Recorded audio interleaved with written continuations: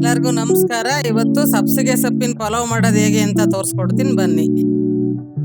ನಾನಿಲ್ಲಿ 1 ಗಡ್ಡೆ ಈರುಳ್ಳಿ ತಗೊಂಡಿದ್ದೀನಿ, ಸ್ವಲ್ಪ ಕೊತ್ತಂಬರಿ ಸೊಪ್ಪು ತಗೊಂಡಿದ್ದೀನಿ, 5 ಹಸಿಮೆಣಸಿನಕಾಯಿ ತಗೊಂಡಿದ್ದೀನಿ, ಗೋಡಂಬಿ ತಗೊಂಡಿದ್ದೀನಿ, ಸ್ವಲ್ಪ 4 ಪೀಸ್ ಚಕ್ಕೆ ತಗೊಂಡಿದ್ದೀನಿ, 4 ಲವಂಗ ತಗೊಂಡಿದ್ದೀನಿ, 2 ಪಲಾವ್ದ ಎಲೆ ತಗೊಂಡಿದ್ದೀನಿ, 1 ನಿಂಬೆಹಣ್ಣು, 1 ಸಣ್ಣ ಭಾಗ ಕಾಯಿ, 2 ಕಟ್ಟು ಸಬ್ಸಿಗೆ ಸೊಪ್ಪು ತೊಳೆದು ಹೆಚ್ಚಿಟ್ಕೊಂಡಿದ್ದೀನಿ, 2 ಲೋಟ ಅಕ್ಕಿ ತೊಳೆದಿಟ್ಕೊಂಡಿದ್ದೀನಿ.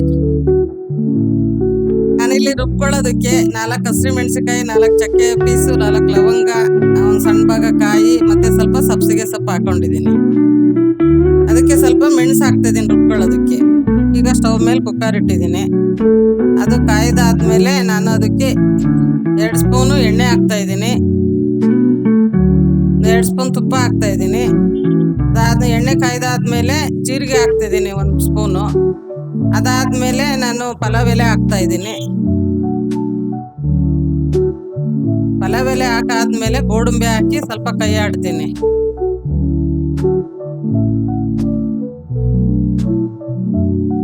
ಕೈ ಆಡಾದ್ಮೇಲೆ ಸ್ವಲ್ಪ ಕೊತ್ತಂಬರಿ ಸೊಪ್ಪು ಹಾಕಿ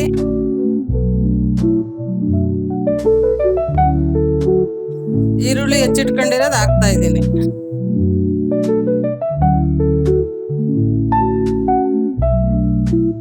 ಈರುಳ್ಳಿ ಚೆನ್ನಾಗಿ ಫ್ರೈ ಮಾಡಿ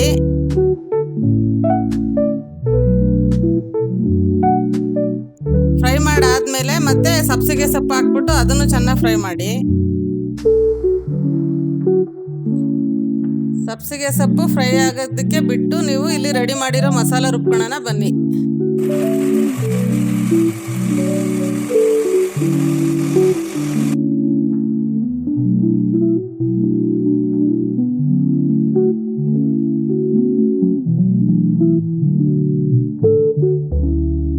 ಫ್ರೈ ಆದ್ಮೇಲೆ ನಾನು ಅದಕ್ಕೆ 2 ಲೋಟ ಅಕ್ಕಿಗೆ 4 ಲೋಟ ನೀರು ಹಾಕ್ತಾ ಇದ್ದೀನಿ.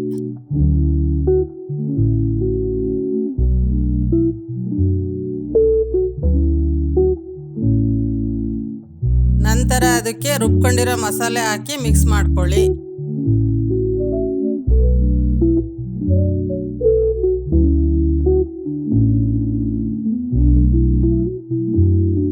ಲೋಟ ನೀರು ಹಾಕಿದ್ದೀನಿ. ಮತ್ತೆ ಮಿಕ್ಸಿದು ಅದನ್ನೆಲ್ಲ ಮಸಾಲೆದೆಲ್ಲ ನೀರು ಹಾಕ್ಬಿಟ್ಟು ಅಳ್ಳಾಡ್ಸ ಹಾಕಿದ್ರೆ ಅರ್ಧ ಲೋಟ ಎಕ್ಸ್ಟ್ರಾ ಆಗುತ್ತೆ. ಅಲ್ಲಿಗೆ ರೈಸಿಗೆ ಕರೆಕ್ಟ್ ಆಗುತ್ತೆ. ರುಚಿಗೆ ತಕ್ಕಷ್ಟು ಉಪ್ಪು ಹಾಕೊಳ್ಳಿ.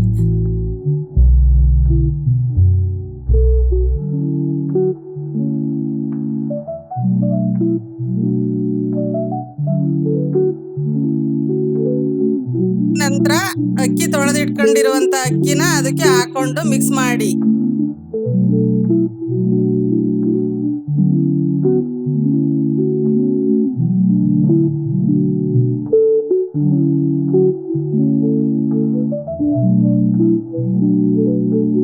ಅಕ್ಕಿ ಮಿಕ್ಸ್ ಆದ್ಮೇಲೆ ಅದಕ್ಕೆ ವಿಶಲ್ ಹಾಕಿ ಬಿಡಿ. ಮೀಡಿಯಂ ಕುಕ್ಕರ್ ಇರೋದ್ರಿಂದ 1 ವಿಶಲ್ ಸಾಕು. ಕುಕ್ಕರ್ ಆದ್ರೆ 2 ವಿಶಲ್ ಕೂಗಿಸ್ಕೊಳ್ಳಿ. ಇದು ದೊಡ್ಡದು ಆಗಿರೋದ್ರಿಂದ ನಾನು 1 ವಿಶಲ್ ಕೂಗಿಸಿದ್ದೆ. ವಿಸಲ್ ಬಿಟ್ಟ ಮೇಲೆ ಕುಕ್ಕರ್ ಮುಚ್ಚಳ ಓಪನ್ ಮಾಡಿ ಅದಕ್ಕೆ ನಿಂಬೆಹಣ್ಣು ರಸ ಹಾಕಿ ಚೆನ್ನಾಗಿ ಮಿಕ್ಸ್ ಮಾಡ್ಕೊಳ್ಳಿ.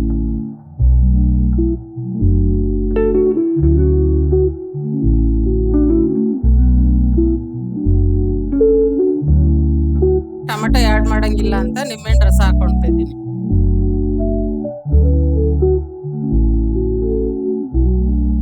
ಚೆನ್ನಾಗಿ ಮಿಕ್ಸ್ ಮಾಡ್ಕೊಳ್ಳಿ.